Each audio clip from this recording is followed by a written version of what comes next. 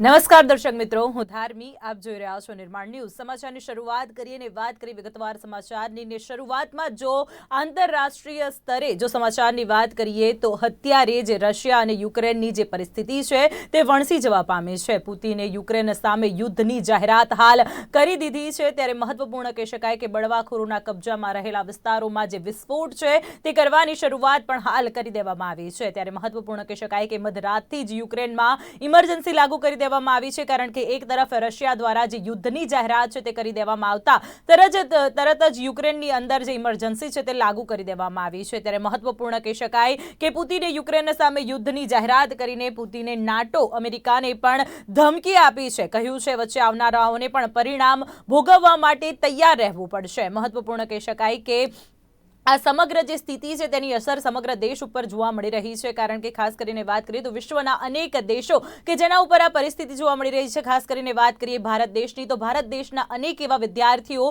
કે જેઓ યુક્રેનની અંદર જે પોતાની સ્ટડી કરતા હોય છે, ખાસ કરીને મેડિકલ ક્ષેત્રની અંદર યુક્રેનની અંદર સ્ટડી કરવા માટે આ વિદ્યાર્થીઓ ગયા હતા, તેમના ઉપર પણ જે આ સમગ્ર જે આ અસર પડવા પામી હતી. ત્યારે મહત્વપૂર્ણ કહી શકાય કે સ્પેશિયલ ફ્લાઇટમાં વધુ 182 ભારતીયોને દિલ્હી લેન્ડ કરાવવામાં આવ્યા છે. મહત્વપૂર્ણ કહી શકાય કે અનેક જે ભારતીયો છે તેઓ યુક્રેનમાં ફસાયા હતા, ત્યારે ભારત સરકાર દ્વારા પણ તેમને ભારત પરત લાવવાના જે અનેક જે પ્રયત્નો છે તે કરવામાં આવ્યા હતા. પરંતુ ખાસ કરીને હાલ જો વાત કરવામાં આવે તો રશિયા અને યુક્રેનની અંદર જે યુદ્ધની પરિસ્થિતિ છે તે હાલ વણસી ચૂકી છે અને અત્યારે યુક્રેનની અંદર જે ઇમરજન્સી છે તે જાહેર કરી દેવામાં આવી છે. રશિયાના રાષ્ટ્રપતિએ યુક્રેન સામે યુદ્ધની જાહેરાત કરી છે. ત્યારે રશિયન રાષ્ટ્રપતિ પુતિને નાટોને પણ ધમકી આપી છે કે જો યુક્રેન સહયોગ કરશે તો પરિણામ યુક્રેનને તમે સહયોગ કરશો તો જે પરિણામ છે તે ભોગવવા માટે તૈયાર રહેવું પડશે. આ નિવેદન બાદ તરત જ યુક્રેનમાં વિદ્રોહીઓના કબજાવાળા વિસ્તારમાં મોટા વિસ્ફોટ થયાના જે અહેવાલો છે તેની પણ હાલ પ્રાપ્તિ થઈ રહી છે. ત્યારે અહેવાલો અનુસાર ક્રમાંકોત્સક વિસ્ફોટ થયાના અહેવાલો છે. ત્યારે રશિયન સેના ક્રિમિયા થઈને યુક્રેનમાં ઘૂસી રહી છે. મહત્વપૂર્ણ કહી શકાય કે યુદ્ધની જાહેરાત કરતાની સાથે જ જે રશિયન સેના છે તે હાલ એક્ટિવ મોડમાં આવી ચૂકી છે અને તે જે રશિયન સેના છે તે ક્રિમિયા થકી જે યુક્રેનમાં ઘૂસી રહી છે. ત્યારે મહત્વપૂર્ણ કહી શકાય કે રશિયાના રાષ્ટ્રપતિએ યુક્રેન સામે યુદ્ધની જાહેરાત કરી દીધી છે. ત્યારે રશિયન રાષ્ટ્રપતિ પુતિને નાટોને પણ ધમકી હાલ આપી દીધી છે કે જો યુક્રેનને સહયોગ કરશો તો પરિણામ ભોગવવા માટે તૈયાર રહેવું પડશે. ત્યારે મહત્વપૂર્ણ કહી શકાય કે પુતિને ધમકી આપી કે જે લોકો દખલ કરશે તેમને પરિણામ ભોગવવા માટે તૈયાર રહેવું પડશે. રશિયાના રાષ્ટ્રપતિએ પણ યુક્રેન વિરુદ્ધ સૈન્ય કાર્યવાહીની જાહેરાત કરતા મોટી ધમકી આપી છે. તેમાં એમનું કહેવામાં આવ્યું છે કે જે કોઈ બહારથી આમાં દખલગીરી કરશે તો તેમને પણ જે પરિણામ છે તે ભોગવવું પડશે. મહત્વપૂર્ણ કહી શકાય કે આ જે સ્થિતિ છે તે વણસી રહી છે. ખાસ કરીને વાત કરીએ તો હાલ રશિયા દ્વારા જે યુદ્ધની જાહેરાત છે તે હાલ કરી દેવામાં આવી છે. મહત્વપૂર્ણ કહી શકાય કે રશિયાના રાષ્ટ્રપતિ પુતિન દ્વારા આ જે યુદ્ધની જાહેરાત છે તે કરવામાં આવી છે.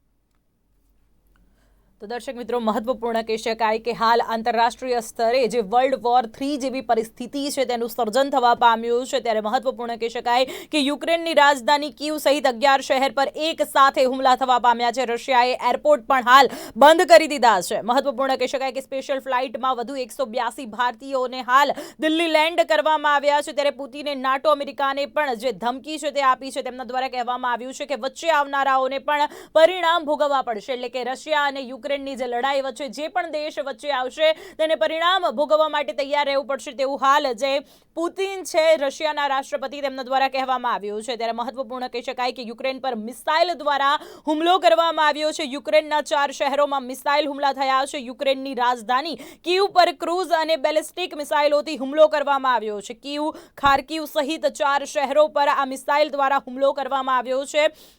અત્યારે મહત્વપૂર્ણ કહી શકાય કે પુતિન દ્વારા વિશ્વના દેશોને ધમકી આપવામાં આવી છે. બીજી તરફ વાત કરીએ તો રશિયાના રાષ્ટ્રપતિ પુતિને નાટોને પણ ધમકી આપી છે કે જો યુક્રેનને સહયોગ આપશો તો પરિણામ ભોગવવા માટે તૈયાર રહેવું પડશે. આ નિવેદન બાદ તરત જ યુક્રેનમાં વિદ્રોહીઓના કબજાવાળા વિસ્તારમાં મોટા વિસ્ફોટ થયાના જે અહેવાલો છે તેની પણ હાલ પ્રાપ્તિ થઈ રહી છે. અહેવાલો અનુસાર હાલ જો વાત કરીએ તો ક્રમાંકોત્સક વિસ્ફોટ થયાના અહેવાલો સામે આવ્યા છે. ત્યારે રશિયન સેના ક્રિમિયા થઈને યુક્રેનમાં ઘૂસી રહી છે. પુતિને આ જાહેરાત UNSC ની બેઠક વચ્ચે જ કરી હતી અને રશિયા યુક્રેન તણાવ પર આ જે બેઠક છે તે હાલ ચાલી રહી છે, ત્યારે હવે રશિયા પર કડક કાર્યવાહી કરવાનો નિર્ણય લેવામાં આવી શકે છે. મહત્વપૂર્ણ કહી શકાય કે રશિયાના રાષ્ટ્રપતિએ પણ યુક્રેન વિરુદ્ધ સૈન્ય કાર્યવાહીની જાહેરાત કરતા મોટી ધમકી આપી છે. એમાં એવું કહેવામાં આવ્યું છે કે જે કોઈ બહારથી આમાં દખલગીરી કરવા માગે છે, જો તેઓ આવું કરશે તો તેમણે એના પરિણામો ભોગવવા પડશે, જે તેણે ઇતિહાસમાં પહેલા ક્યારેય નહીં જોયા હોય. આ પ્રકારનું જે નિવેદન છે તે પુતિન દ્વારા આપવામાં આવ્યું છે. સાથે જ પુતિને કહ્યું હતું કે રશિયા ધમકીને સહન નહીં કરે અને દખલગીરી કરનારને છોડશે નહીં. તમામ જરૂરી નિર્ણયો લેવામાં આવ્યા છે અને મને આશા છે કે તમે મને સાંભળશો.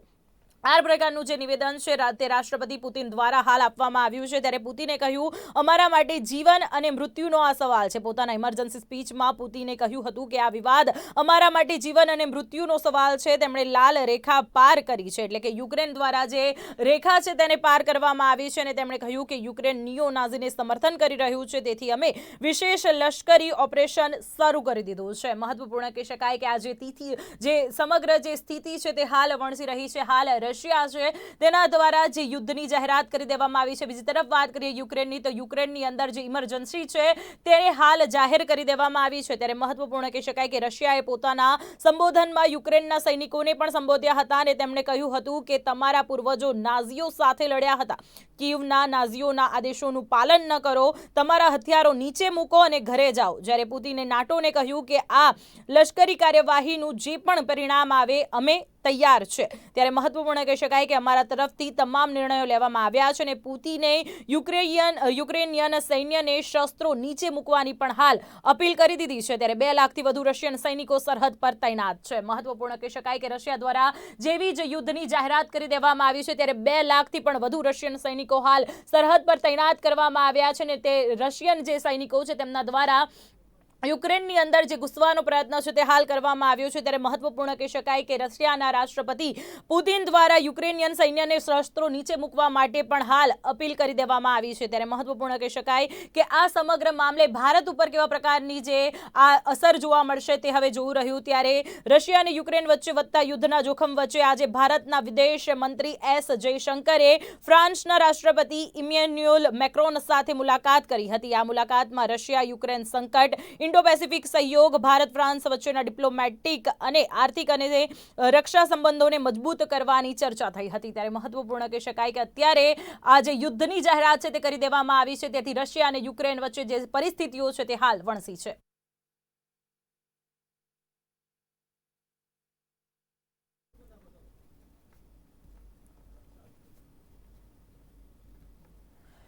તો દર્શક મિત્રો, રશિયા અને યુક્રેન વચ્ચે જે આ યુદ્ધની જાહેરાત હાલ થઈ જવા પામી છે, એક તરફ યુક્રેનની અંદર ઇમરજન્સી લાગુ કરી દેવામાં આવી છે. આ સમગ્ર વાત વિશે આપણે વધુ ચર્ચા કરીશું. અમારી સાથે ફોન લાઈન પર જોડાઈ ચૂક્યા છે ડિફેન્સ એક્સપર્ટ જયદેવ દેસાઈ. જી જયદેવજી, વાત કરીએ તો રશિયા અને યુક્રેનનું જે આ સંકટ છે તેને કેવી રીતે જોઈ રહ્યા છો? પહેલા તો ધન્યવાદ કે તમે મારી સાથે વાત કરશો, મને ચાન્સ આપ્યો અને માટે મારો ઓપિનિયન એક્સપ્રેસ કરવા માટે. આ તો એકચ્યુઅલી ઘણા વખતથી એક્સપેક્ટેડ હતું, કારણ કે રશિયાને પાસે આપણે નાટોનું એક્સપાન્શન થઈ રહ્યું હતું અને એ રશિયન પ્રેસિડેન્ટ પુટિનને એક્સેપ્ટેડ નહોતું. અને જે રીતે નાટોનું એક્સપાન્શન થઈ અને છેલ્લે યુક્રેનને પણ વાત આવી કે યુક્રેનને પણ નાટોમાં ઇન્ક્લુડ કરવાના છે, તો આવું જ રીતે સેકન્ડ વર્લ્ડ વોર અને હિટલર અને નેપોલિયને પણ આવી રીતે જ કર્યું હતું ને પછી આ જ જગ્યાએથી રશિયામાં એ લોકોએ હુમલો કર્યો હતો અને ઇન્વેડ કર્યું હતું. એટલે આની જે યાદગીરી છે એ યાદગીરી તાજી છે અને બધાને ખબર છે, અને એને એવોઇડ કરવા માટે નાટો ફોર્સિસને રશિયાની સરહદથી દૂર કરવા માટે હું માનું છું કે પુટિને આ પગલું લીધું છે. અને નાટો ફોર્સિસ અને વેસ્ટર્ન કન્ટ્રીઝ જોતા રહી ગયા છે અને એમને હજી ખબર નથી પડી કે હજી સુધી શું કરવું જોઈએ અને હવે આનો પ્રતિસાદ કેવી રીતે આપવો જોઈએ. જી જયદેવભાઈ, આપને પ્રશ્ન પૂછવા માંગીશ કે આ સમગ્ર જે પરિસ્થિતિનું સર્જન થવા પામ્યું છે, જે તણાવ સર્જાયો છે, તે વચ્ચે ભારતનું શું સ્ટેન્ડ? ભારત બેઝિકલી આમાં કોઈ બી પક્ષ લઈ શકે એમ નથી અને ન્યુટ્રલ રહેવું જોઈએ પડે એવું છે, કારણ કે રશિયા આપણો ફ્રેન્ડ છે અને હિસ્ટોરિકલી રશિયાએ આપણો બહુ સારી રીતે સાથ આપેલો છે. અને એ જ સાથે તમે અમેરિકાની વાત કરો તો America is not a very good friend or trusted friend. એટલે આમાં ભારતે, હું એવું માનું છું કે જો એક ઓનલી કન્ટ્રી આ બંને વચ્ચે જો વાત કરી શકે એ ભારત છે. ભારત ન્યુટ્રલ કરી અને બંને સાથે વાત કરી શકાય, કારણ કે ભારતની નો રિલેશન બંને સાથે વેસ્ટર્ન કન્ટ્રી અને રશિયા સાથે ઘણું સારું છે. એટલે હું ફ્યુચરમાં ભારતનો રોલ આ રીતે જોઉં છું કે જે બી જ્યારે બી ટેબલ પર વાર્તા આવશે ત્યારે હું માનું છું કે ભારતનો રોલ મોટો હશે અને ભારતનો રોલ ચોક્કસ આમાં મોટો અને સારો હશે. જી જયદેવજી, જો વાત કરીએ તો અત્યારે જે રશિયા દ્વારા યુદ્ધની જાહેરાત કરી દેવામાં આવી છે, તેમના પુતિન દ્વારા જે ધમકી છે તે આપવામાં આવી છે કે જે પણ વચ્ચે પડશે તેમને પરિણામ ભોગવવા માટે તૈયાર રહેવું પડશે, તો પુતિનની આ ધમકીને અન્ય જે દેશો છે તે કેવી રીતે જોશે? નથિંગ. અને એ ધમકી વ્યાજબી છે. તમે જો કોઈ પણ કન્ટ્રીને વોરમાં હો અને તમે પાવરફુલ હો, આપણે ભૂલવું ના જોઈએ કે Russia is a very powerful army, very powerful country. If not economically, militarily, it is America પછીનું તમે જો મિલિટરી પાવર જુઓ તો સેકન્ડ મિલિટરી પાવર યુએસએસઆર છે, અથવા યુએસએસઆર અત્યારનો રશિયા. અને ન્યુક્લિયર પાવર છે, ઘણા બધા ન્યુક્લિયર વોરેડ ને શક્તિ છે એ લોકો પાસે. અને એ રીતે તમે જુઓ તો કોઈ બી જો અંદર આવશે કે એ કરશે આમાં નાટો કે કોઈ પણ કન્ટ્રી આમાં પડવાનો ટ્રાય કરશે તો હું માનું છું કે આ બહુ જ મોટું એસ્કેલેશન થઈ શકે એમ છે. અને રશિયા, હું નથી માનતો કે હવે જ્યાં સુધી એમનો જે મિલિટરી કે પોલિટિકલ એમ છે કે યુક્રેનનો મિલિટરીને દબાવી દેવાની અને યુક્રેનને ઇન્વેડ કરી અને એન્શ્યોર કે ત્યાં યુક્રેનની ઈસ્ટર્ન સરહદ પર રશિયન ફોર્સિસને ડિપ્લોય કરી દેવાના કે જેથી નાટોનું એક્સપાન્શન ના થઈ શકે, એ પોલિટિકલ એમ જ્યાં સુધી એ પાર નહીં પાડે ત્યાં સુધી હું નથી માનતો કે હવે રશિયા રોકાય. પુતિને ઓલરેડી યુક્રેનના ફોર્સિસને કહી દીધું છે કે તમે યુ લે down the arms two avoid any more destruction of life and property. જોઈએ હવે શું થાય છે. આજે પહેલો દિવસ છે, હમણાં જ આ મિસાઇલ્સની સ્ટ્રાઇક થઈ લગભગ 5 થી 7 સિટી ઉપર. અને હવે આગળ હું નથી માનતો કે આ વેસ્ટર્ન કન્ટ્રી જે ફાઇનાન્શિયલ સેન્કશન જે એમણે એક દિવસ પહેલા એનાઉન્સ કર્યું હતું તેનાથી કંઈ વધારે કરી શકે. કારણ કે બીજું પણ છે કે યુરોપિયનની energy dependency with on Russia also is very very high. એટલે બીજા કોઈ કન્ટ્રી આમાં કંઈ ઇન્વોલ્વ થાય એવું નથી માનતો. ખાલી ધમકીઓ આપશે. અને યુએન અને યુનાઇટેડ નેશન સિક્યુરિટી કાઉન્સિલની જે બધી મિટિંગો થઈ રહી છે, હું તો એવું માનું છું કે United Nation as such is become a defunct organisation. અત્યાર સુધી કોઈ પણ ઉકેલ યુએનએસસી લાવી શક્યા નથી. અને એટલે આ બધી ધમકીઓ પુતિનને બી ખબર છે કે એ બેઝિકલી બસતા કૂતરા જેવી છે કે જે કરડતા નથી. અને આ જ થવાનું છે. હું નથી માનતો કે આ કોઈ બી કન્ટ્રી આમાં ઇન્વોલ્વ થાય. જી ચોક્કસથી જયદેવજી, જો વાત કરીએ તો આ સંકટ વચ્ચે સંયુક્ત રાષ્ટ્ર સુરક્ષા પરિષદનું શું પગલું રહેશે? બસ આવી રીતે ચર્ચા કરશે, વાતો કરશે, ડિબેટ કરશે અને રશિયાને કહેશે કે આ બધું બંધ કરીને ટેબલ ઉપર આવો. અને એમાં 1, 2, 3, 5 દિવસ ચર્ચા રહેશે. અને મેં કહ્યું એ પ્રમાણે પુતિન પોતાનો પોલિટિકલ એમ જે છે, પોલિટિકલ ગોલ છે આને માટે, એ અચીવ કરી દેશે. અને પછી એ પોતે સીઝફાયર એનાઉન્સ કરશે અને ટેબલ પર આવશે. અને એ ટેબલ પર આવશે પણ એ હું નથી માનતો કે પાછળ હટશે ત્યાંથી.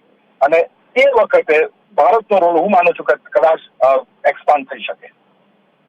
જી ચોક્કસથી જયદેવજી, આપ અમારી સાથે વિગતવાર ચર્ચા સાથે જોડાયા તે બદલ આપનો ખૂબ ખૂબ આભાર. તો દર્શક મિત્રો, ફોનો લાઈન પર અમારી સાથે રક્ષા વિશેષજ્ઞ જયદેવ દેસાઈ જોડાયા હતા અને તેમના દ્વારા આજે સમગ્ર પરિસ્થિતિનું નિર્માણ થવા પામ્યું છે તેના અંગે વિગતવાર જે ચર્ચા છે તે કરવામાં આવી હતી. તેમના દ્વારા કહેવામાં આવ્યું છે કે રશિયા અને યુક્રેનની જે પરિસ્થિતિ છે તે હાલ વણસવા પામી છે, જેમાં અન્ય દેશોની હાલ જે ભૂમિકા છે તે માત્ર જોવાની રહેશે. ત્યારે મહત્વપૂર્ણ કહી શકાય કે ભારત દેશની ભૂમિકા વિશે વાત કરીએ તો ભારત દેશે મ્યુચ્યુઅલ રહેવાની જે જરૂરિયાત છે તેવું હાલ જે આપણા ડિફેન્સ એક્સપર્ટ આપણી સાથે જોડાયા હતા તેમના દ્વારા કહેવામાં આવ્યું છે. ત્યારે મહત્વપૂર્ણ કહી શકાય કે પુતિને યુક્રેન સામે યુદ્ધની જાહેરાત કરી દીધી છે. ત્યારે મધરાતથી જ યુક્રેનમાં ઇમરજન્સી લાગુ કરી દેવામાં આવી છે. રશિયાના રાષ્ટ્રપતિ વ્લાદિમીર પુટિને તેમના દેશની બહાર લશ્કરી બળનો ઉપયોગ કરવાનો અધિકાર આપવામાં આવ્યા પછી યુક્રેને બુધવારે દેશવ્યાપી ઇમરજન્સીની જાહેરાત કરી છે. આ દરમિયાન પશ્ચિમી દેશોએ રશિયા સામે અનેક પ્રતિબંધોની જાહેરાત કરી અને મોસ્કોએ યુક્રેનમાંથી તેના દૂતાવાસની જગ્યા ખાલી કરી અને રાજદ્વારી કર્મચારીઓને બહાર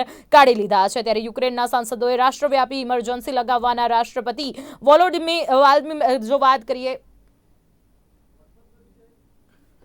તો દર્શક મિત્રો, આ સમગ્ર મામલે હાલ જો વાત કરવામાં આવે તો સ્થિતિ દિન બદિન જે વણસી રહી છે, જેના કારણે ખાસ કરીને વાત કરવામાં આવે તો આજે યુદ્ધનો પ્રથમ દિવસ છે. રશિયન જે સેના છે તે હાલ જે યુક્રેનની અંદર ઘૂસવાનો જે પ્રયત્ન છે તે હાલ કરી રહી છે. યુક્રેન અને રશિયાના યુદ્ધની જે અસર છે તે શેર બજાર પર પણ જોવા મળી રહી છે. મહત્વપૂર્ણ કહી શકાય